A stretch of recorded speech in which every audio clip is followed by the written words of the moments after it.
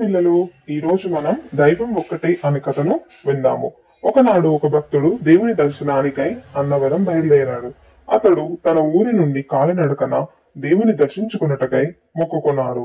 అతడు దైవ దర్శనానికి బయలుదేరాడు. అతడు అలా నడిచి వెళ్తుండగా దారిలో అతనికి తేలు కుట్టింది. ఆ భక్తుడు బాధతో బ్రహ్మ, విష్ణు, మహేశ్వర అని ముగ్గురిని అనేక సార్లు పిలిచాడు. కాని ఎవరూ రాలేదు. అతని బాధ అంతకు అంత రెట్టింపు అవుతూ ఉంది. అయినా ఆ భక్తుడు అలా దైవ దర్శనానికి నడిచి వెళ్తున్నాడు. మరుసటి రోజు ఆ భక్తుడు స్నానం చేసి ఆ దారిలో కనిపించిన శివలింగానికి పూజలు చేశాడు. అతి శ్రద్ధతో ఈశ్వరుణ్ణి పూజిస్తూ తన తేలుకాటు వలన కలిగిన బాధ గురించి ఈశ్వరునికి విన్నవించుకున్నాడు. స్వామి ఈశ్వర, నేను తేలుకాటు వలన చాలా బాధపడుతున్నాను. మీ త్రిమూర్తులను ఆర్తిగా పిలిచాను, అయినా నన్ను కరుణించాలని మీకు అనిపించలేదా? నేను చేసిన పాపం ఏమిటి? నా బాధను తొలగించటానికై నీవైనా రావచ్చు కదా అని భక్తి శ్రద్ధలతో శివుణ్ణి ప్రార్థించాడు.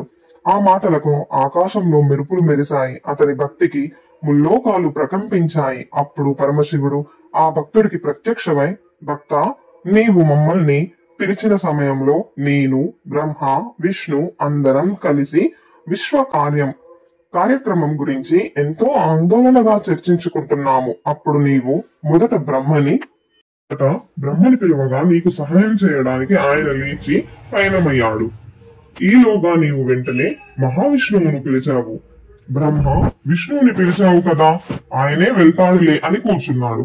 విష్ణువు గబగబా బయలుదేరుతుండగా వెంటనే నన్ను పిలిచావు. అప్పుడు నేను వెళ్తాను కదా అని విష్ణువు కూర్చున్నాడు. నీవు అలా వెంటనే మా అందరిని పిలవటం వలన ఇంకెవరైనా పిలిచినా నీకు సహాయం కోరుకుంటావని మేము నీకు సహాయం చేయటానికి రాలేదు అంటూ శివుడు సమాధానం చెప్పాడు. స్వామి, ఒకే దేవుణ్ణి భిన్న రూపాలుగా వేర్వేరుగా నేను తలచి అన్ని రూపాల ద్వారా భగవంతుణ్ణి స్మరిస్తే అధిక ఫలం లభిస్తుంది అనుకున్నాను.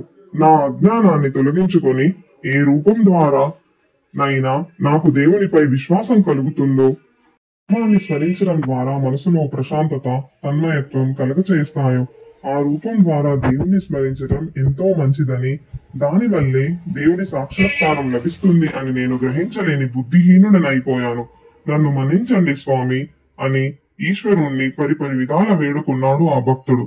అలా ఆ భక్తుడికి జ్ఞానోదయం అయిందని గ్రహించిన శివుడు అతన్ని దీవించి అతని బాధలు తొలగించాడు.